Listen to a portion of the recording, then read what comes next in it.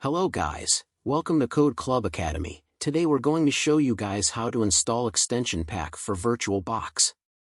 First, go to VirtualBox website, link will be in the description below. Click Download VirtualBox. And then, click the link underneath VirtualBox extension pack to download the extension pack.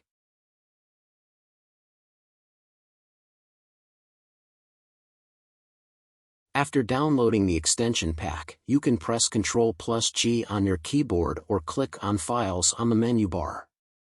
Select Extensions from the pop-up menu and then click Add New Package.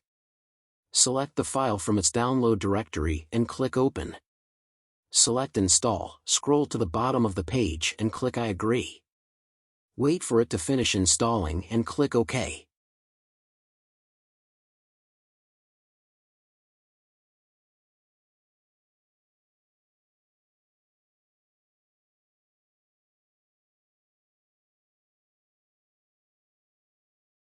Thanks for watching. Like, comment and subscribe for more videos like this.